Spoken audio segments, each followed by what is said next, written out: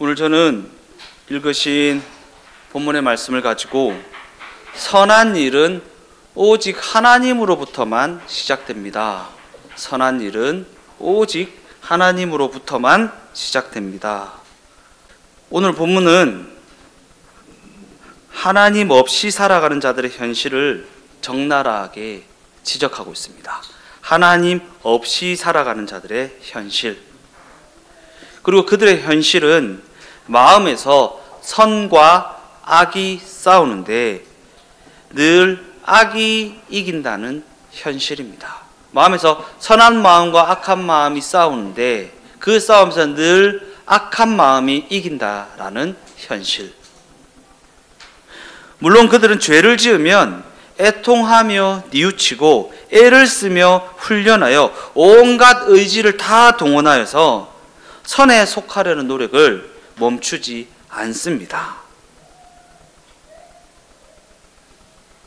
그러나 그럼에도 불구하고 그들의 현실은 그 싸움에서 늘 악한 마음이 이긴다는 현실입니다.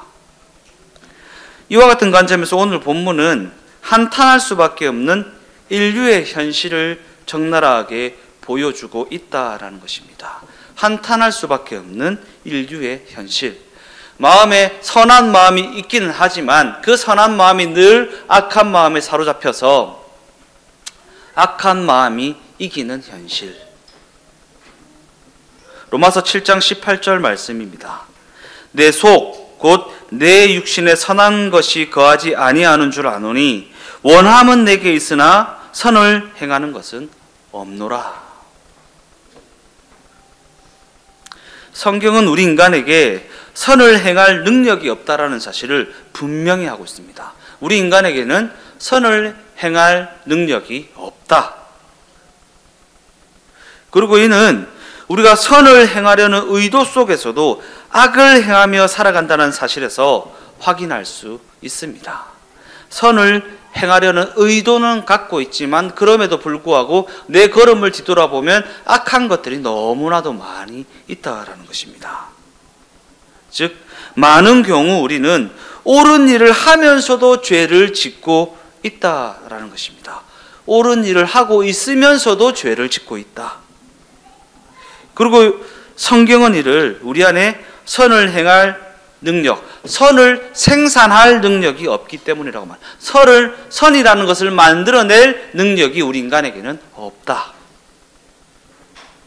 선을 행하려는 의도는 있지만 그 속에 하나님이 없다라는 사실을 인지하지 못한다는 것.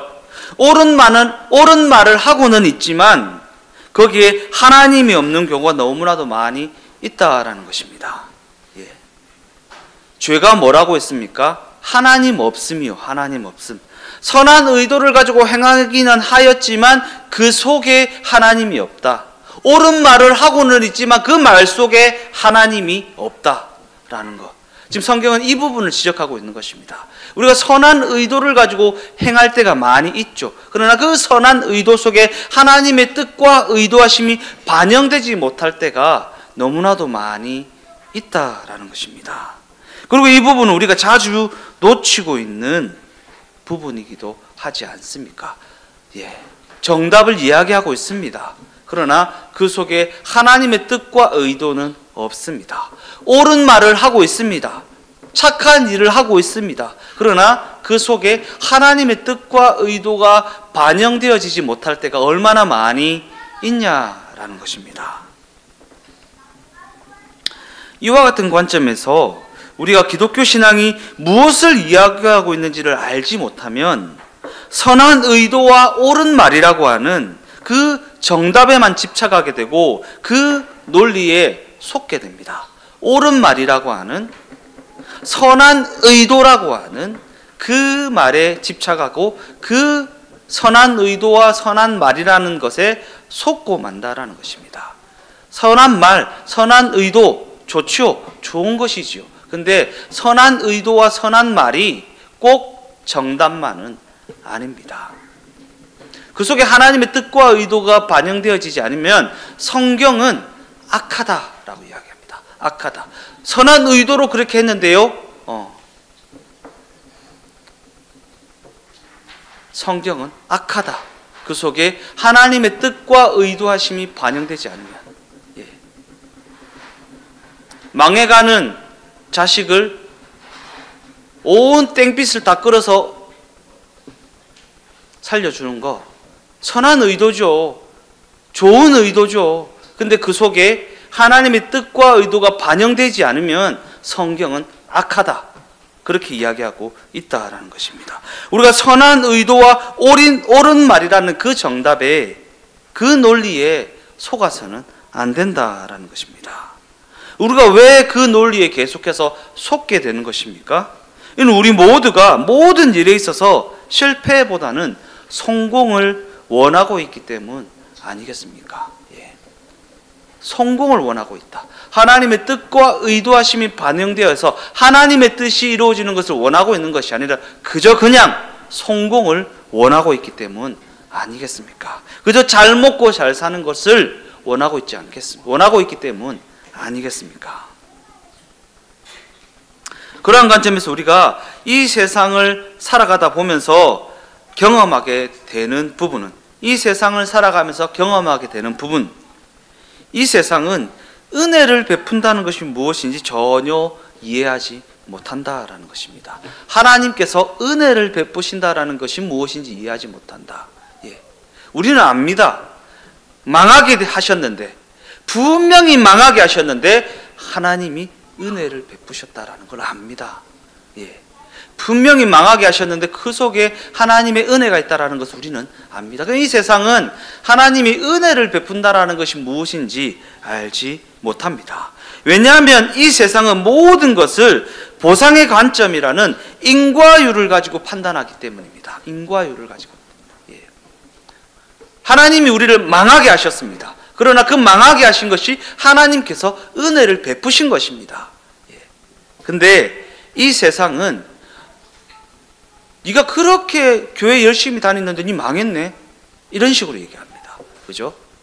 우리는 우리를 망하게 하시는 것이 하나님의 은혜였다라는 것을 인정하지만 세상은 알지 못합니다. 네 그렇게 열심히 기도하는데 왜 망했노? 하나님 어디 계시노? 이렇게 얘기한다라는 것입니다. 그래서 많은 경우 이 세상에 속한 자들이 하는 가장 못난 짓이 무엇입니까? 너 왜 이렇게 안 해? 그러니까 네가 이 모양 이 꼴이지, 이런 식입니다. 그냥 인과율입니다. 이렇게 하면 분명히 이렇게 되는데 왜 그렇게 안 해? 그러니까 네가 그 모양 그 꼴이지, 이런 식으로 말입니다. 안타까운 사실이지만 교회 안에 있는 자들도 그렇게 얘기합니다. 네가 기도 안 하니까 그렇잖아. 네가 헌신 봉사 안 하니까 그렇잖아. 네가 신앙생활 똑바로 안 하니까 그 모양 그 꼴이잖아, 라는 식의 이야기를 서슴없이 합니다. 그러나 이는 하나님이 은혜를 베푼다라는 것이 무엇인지를 알지 못하기 때문에 하는 이야기이고, 이는 그들이 세상 사람들의 논리와 전혀 다르지 않는 논리를 가지고 있다는 증거입니다. 이 세상은 성공이라는 것을 하게 되면 조금 더 성숙한 실력을 가지게 되는 것이 아니라 성공을 한다고 해도 결과적으로는 하나님 없음이라는 죄밖에 짓지 못한다라는 것이 그들의 현실이고, 오늘 본문이 그것을 지적하고 있습니다. 성공을 하면 인과율에 의해 내가 이렇게 노력해서 내가 이렇게 되었다라는 식의 논리를 갖게 되는 것이 하나님께서 은혜를 베푸셨다라고는 생각하지 않습니다. 그러나 신자들은 망해도 하나님이 은혜를 베푸셨다라고 생각하는 자들입니다. 그러나 세상은 성공을 한다고 해도 하나님 없음이라는 죄밖에 짓지 못한다. 그리고 이것이 바로 우리가 직면하여 살아가는 이 세상이라는 현실입니다. 이 세상이 어떠한 현실인지를 우리가 알고 살아가야 한다라는 것입니다. 그 현실이 왜 그런 것이라고 했습니까? 그들이 하나님 없음이라는 죄 가운데 살아가고 있기 때문입니다. 하나님 없음이라는 죄가, 성공을 있는지는 모르겠는데 부유함은 있는지는 모르겠는데 그들에게 하나님이 없습니다. 그게 가장 중요합니다. 부유함이 있고 성공이 있고 권력이 있고 권세가 있는데 그 속에 하나님이 계시지 않다. 성경은 죄라는 것을 하나님 없음이라는 부패와 왜곡으로 정의한다고 했습니다. 그리고 거기에 하나님이 없다라는 것은 거기에 생명이 없다라는 의미입니다. 생명이 없다. 돈은 있는데, 권력은 있는데, 명예는 있는데 생명이 없다. 하나님이 없다. 그와 같은 관점에서 이 세상 논리에 생명이 없다라는 말은 그 모든 여정 가운데 생명 대신 하나님이 부재하시다. 하나님이 그들과 동행하지 아니하신다라는 이야기입니다. 그러나 중요한 사실은 성경은 우리에게 끊임없이 하나님과 우리의 관계에 대한 이야기를 하고 있다라는 것입니다. 성경은 어떻게 하면 성공할 수 있는지, 어떻게 하면 잘 먹고 잘 살 수 있는지, 어떻게 하면 이 땅에서 떵떵거리며 살 수 있는지를 이야기하고 있는 것이 아니라 하나님과 우리의 관계에 대한 이야기를 끊임없이 하고 있다라는 것입니다.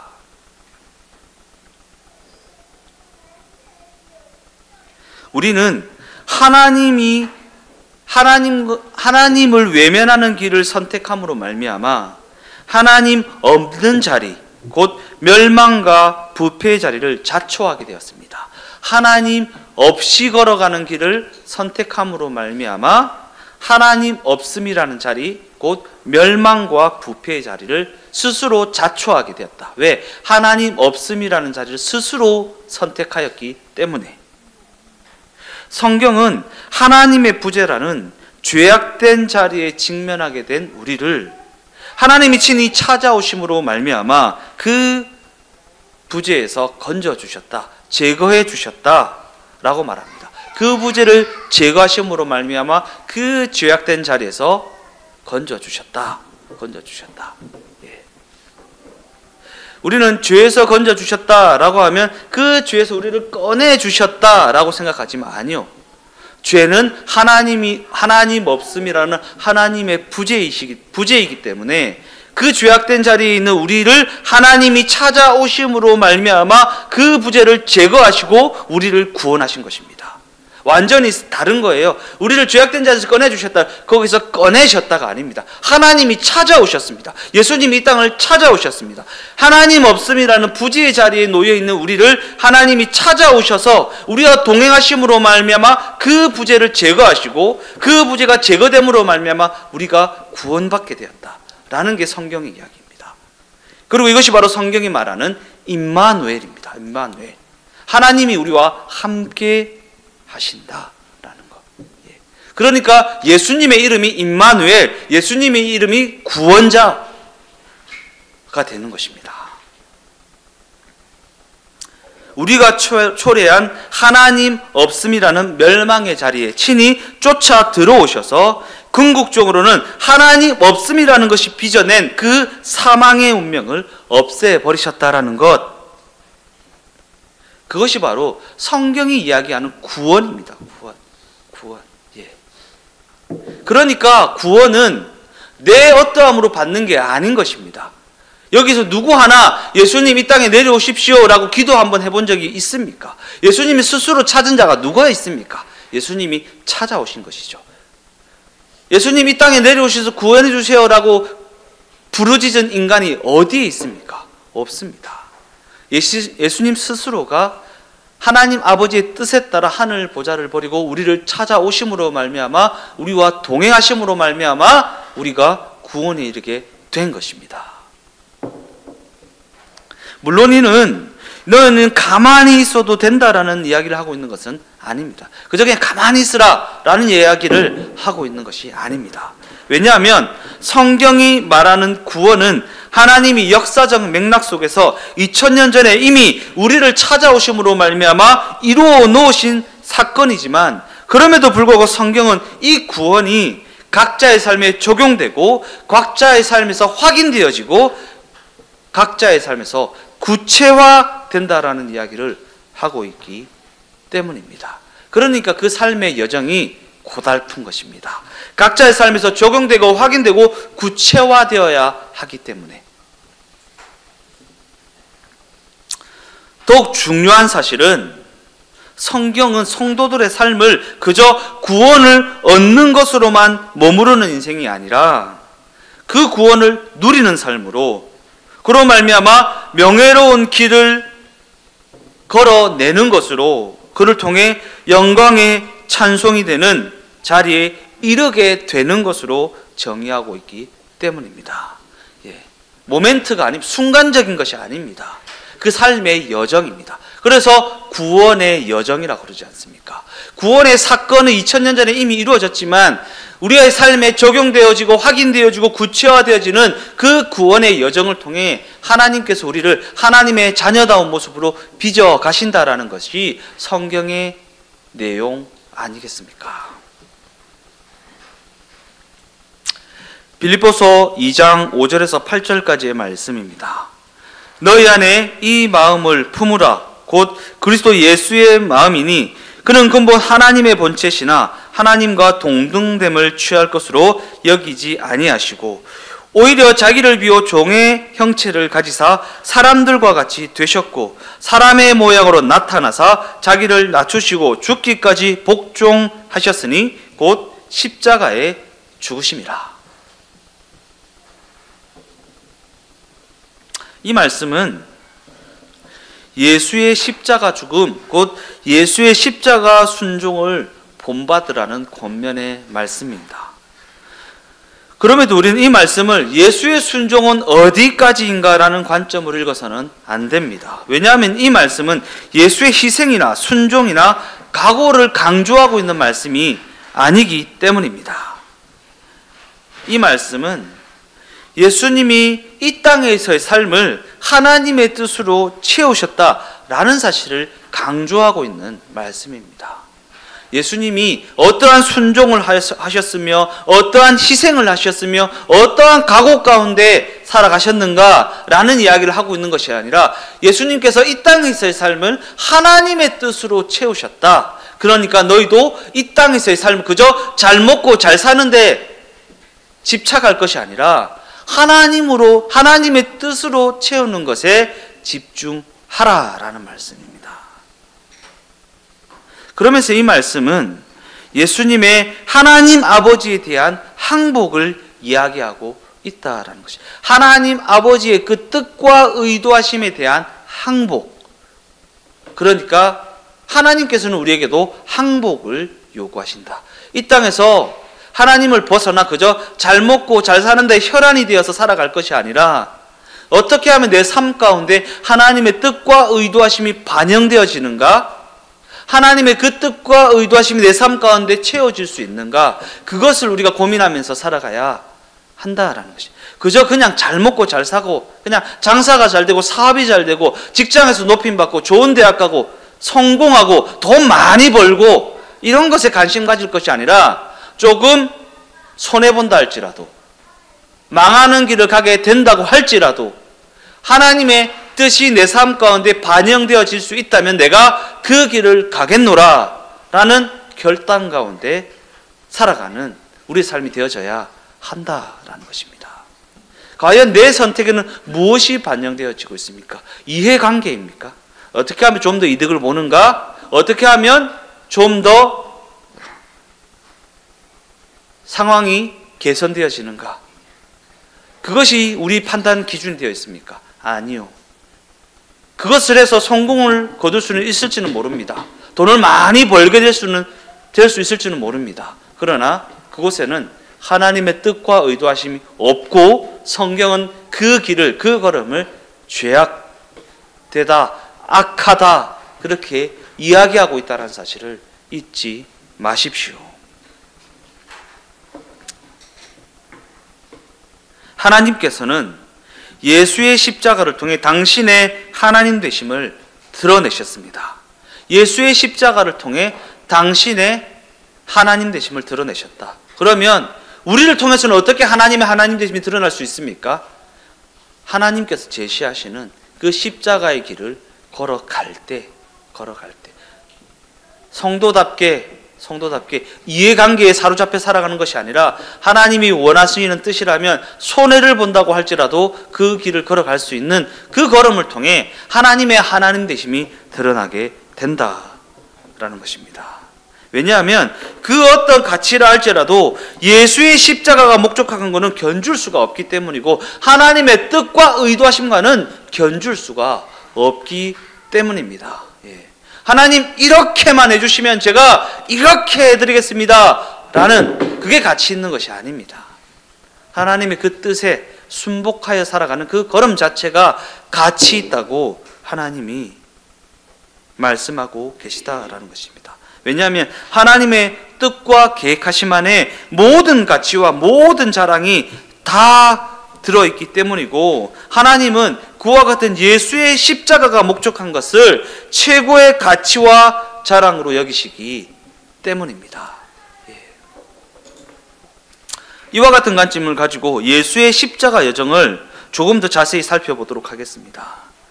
하나님이 당신을 배반한 죄인들을 위하여 사망의 자리에 찾아오셨다는 것보다 더욱 크고 위대한 사랑은 없습니다. 당신을 배반한 자들을 위하여 그 사망의 자리에 찾아오셨다. 우리가 이와 같은 사랑을 놓쳐버리고 기독교 신앙을 그저 어떠한 행위 증명으로만 인과율에 의해서만 이해하게 되면 남는 것은 인간의 어떠함이라는 인간의 행위밖에 없습니다. 인간의 어떠함이라는 인간의 행위. 종교적 행위를 실천한 자와 그렇지 못한 자라고 하는 구별밖에는 남는 것이 없다는 것이고 그로 인한 자랑과 채점만이 난무하게 됩니다. 우리 기독교 신앙이 지금 그렇지 않습니까?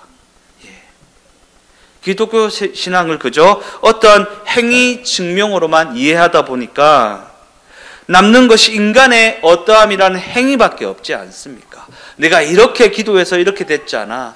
내가 이렇게 헌신해서 이렇게 됐잖아. 내가 이렇게 이러한 믿음을 가졌더니 이렇게 하나님께서 복을 주셨잖아 라고 하는 구별밖에는 남지 않고 종교적 행위를 실천한 자와 그렇지 못한 자, 그로 인한 자랑과 채점, 그러한 것들이 난무하는 곳이 되어버리지 않았습니다. 그것에 하나님이 은혜 베푸셨다라는 것이 어디에 있습니까?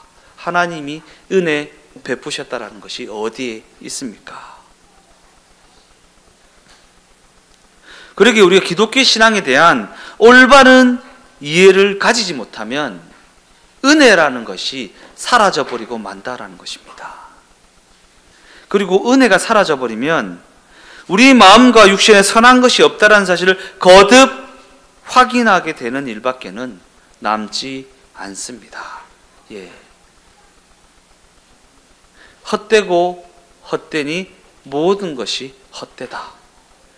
우리에게서는 선한 것이 나지 않는다. 헛되고 헛되니 모든 것이 헛되다라는 것을 확인하였던 솔로몬의 고백밖에는 할 것이 없다라는 것입니다. 그리고 이것이 바로 오늘 본문 로마서 7장이 우리에게 가르치고 있는 내용입니다.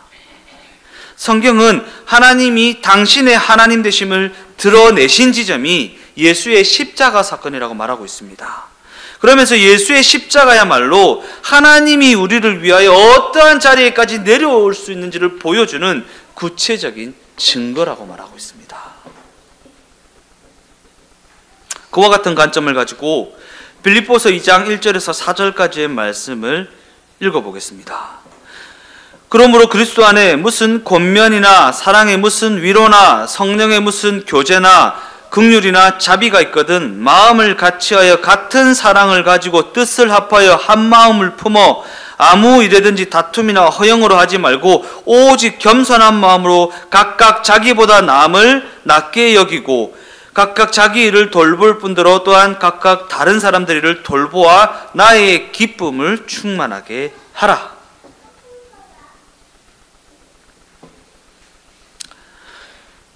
이는 그저 선한 일을 할 때 겸손함을 가지고 해야 한다라는 이야기를 하고 있는 말씀이 아닙니다. 또한 그리스도 안에서 주어지는 권면이 그저 좋은 소리고 그저 옳은 소리이기 때문에 따르라고 하는 말씀도 아닙니다. 이 말씀의 진짜 의미는 너희가 선한 일을 할 때 하나님이 일하고 계심을 잊어서는 안 된다라는 것을 강조하고 있는 말씀입니다. 너희가 선한 일을 할 때 하나님이 일하고 계신다. 선한 그 일을 결코 우리가 만들어낼 수 없다라는 사실을 인정해야 한다라는 말씀입니다. 내가 잘나서 선한 일을 한 것이 아닙니다. 내가 실력이 있어서 그 선한 일을 하는 것이 아닙니다. 그 속에 하나님이 역사하셔서 그 일이 진짜 선한 일이라면 하나님이 역사하셔서 하나님이 은혜를 베푸셨기 때문에 선한 일이 시작될 수 있는 것이지 우리의 실력으로 말미암은 것이 아니라는 것을 인정하라라는 말씀입니다. 왜냐하면 선한 일은 오직 하나님으로부터만 시작되기 때문입니다. 선한 일은 하나님으로부터만 시작된다. 하나님은 지금 이 순간에도 모든 정황 속에서 선한 일을 하고 계십니다. 하나님은 지금 이 순간에도 모든 정황 가운데 선한 일을 하고 계신다. 이는 우리가 직면한 모든 현실에도 하나님의 선한 일이 이루어지고 있다라는 의미입니다. 눈에 보이지는 않지만, 귀에 들리지는 않지만, 손에 잡히지는 않지만 여전히 하나님께서 선한 일을 이루고 계신다라는 의미입니다. 왜냐하면 우리는 하나님의 일하심이 아니면 직면한 현실을 견뎌낼 실력이 없기 때문입니다. 그 직면한 현실을 조금이나마 견뎌내고 계십니까? 하나님이 은혜 베푸고 계시기 때문입니다. 하나님이 은혜를 베풀고 계시기 때문이다. 그와 같은 관점에서 우리는 이 세상 그 어디에서도 답을 찾을 수 없습니다. 그러면서 성경은 우리에게 답이 없는 그 현실을 살아내야 한다고 말합니다. 우리는 이 세상에서 답을 찾을 수 없다. 답이 없는 그 인생을 살아내야 한다고 성경은 우리에게 가르치고 있다. 물론 우리는 그러한 답이 없는 현실을 살아가는 것이 뭔가 벌을 받는 것 같습니다. 뭔가 벌을 받는 것 같다. 이러한 현실이라면 과연 살아갈 소망이 무엇인가? 라는 질문이 나올 수밖에 없는 상황에 직면하여 살아가고 있습니다. 과연 우리는 직면한 이 현실에 대한 답을 어디에서 찾을 수 있는 것인가? 과연 산다는 것은 무엇이며 가슴 저미는 이 현실은 과연 어떻게 살아가야 하는 것인가? 이러한 탄식에 오직 성경만이 답을 줄 수 있다라는 것입니다. 오직 말씀이 육신의 옷을 입고 우리를 찾아오신 예수 그리스도만이 우리에게 답을 주실 수 있다라는 것입니다. 그런 관점에서 성경은 우리에게 예수의 죽음을 기꺼이 받아들이시는 하나님 아버지의 크고 위대하심이 답이라고 말합니다.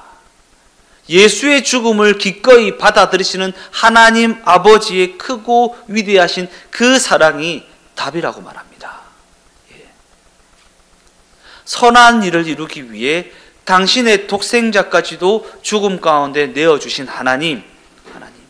그러니까 이 땅에서 조금 불편하고 고달프고 힘들고 어렵고 고통스럽지만 그것이 하나님의 선한 일을 이루어가는 과정이라는 것을 잊어서는 안 된다라는 것입니다. 그게 하나님의 크고 위대하신 사랑 가운데 이루어지는 과정이기 때문입니다.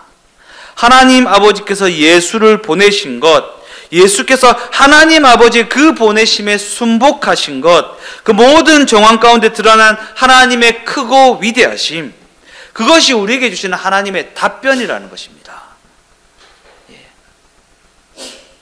우리가 고통받고 어려움을 겪고 고달픔 가운데 있는 것이 하나님의 크고 위대하심으로 말미암은 선한 일을 이루어가는 과정이라는 것을 잊지 말라. 그것을 붙들고 살아가야 한다라는 것입니다. 요한복음 17장 21절 말씀입니다. 아버지여, 아버지께서 내 안에, 내가 아버지 안에 있는 것 같이 그들도 다 하나가 되어 우리 안에 있게 하사 세상으로 아버지께서 나를 보내신 것을 믿게 하옵소서. 이처럼 성경은 이와 같이 하나님 아버지와의 관계를 끊임없이 이야기하고 있습니다. 또한 예수를 통해 구체적으로 드러난 하나님 아버지의 사랑을 이야기하고 있습니다. 그러기에 우리가 이러한 하나님 아버지의 사랑을 알지 못하면 그 삶은 그저 직면한 현실을 극복하는 것에 매몰되어 버리고 맙니다. 직면한 현실을 극복하는 것에 매몰되어 버리고 만다. 직면한 현실을 극복하는 것에 매몰되어 버리면 그 삶에서 아무런 의미를 발견하지 못하고 그저 그 삶을 벌을 받는 것으로 여기는 삶이 되어버리고 만다라는 것입니다. 이는 직면한 현실을 살아내야 할 이유를 그 어디에서도 찾지 못하였기 때문 아니겠습니까? 내가 왜 이렇게 고달픔을 견뎌내야 하지? 내가 왜 이렇게 고통스러운 상황을 견뎌내야 하는 거지? 라는 그 상황과 환경과 여건을 주신 하나님의 의도를 분별하지 못하였기 때문 아니겠습니까? 그러나 성경은 인간의 존재의 이유를 오직 예수 안에서만 찾을 수 있다고 가르칩니다. 예수 안에서만 찾을 수 있다. 왜냐하면 우리 인간이 가진 영적인 갈증은 이 세상에서는 결코 채울 수 없기 때문이고 이 세상은 결코 답이 되지 않기 때문입니다. 이 세상의 어떠함으로는 우리가 답을 삼을 수 없습니다. 형편이 나아지면 답이 됩니까? 상황이 나아지면 답이 됩니까? 여건이 조금 윤택해지면 그것이 답이 되냐라는 것입니다. 아니요. 답이 되지 않습니다. 하나님을 알고 예수가 믿어지기 전에는, 곧 예수 안에 들어오기 전에는 그 어떤 것도 답이 될 수 없다라는 것입니다. 그래서 예수님께서 세상으로 아버지께서 나를 보내신 것을 믿게 하옵소서. 아버지께서 나를 보내셔서 그 모든 여정을 주장하고 주관하고 인도하고 있다는 것을 그들로 하여금 믿게 하옵소서. 그 고달픈 여정이지만, 고난스러운 여정이지만, 마음에 들지 않지만, 세상에서는 뭔가 내세울 거 없지만 그 모든 여정을 아버지께서 나를 보내셔서 인도하고 계시다라는 것을 그들로 하여금 믿게 하옵소서. 믿게 하옵소서.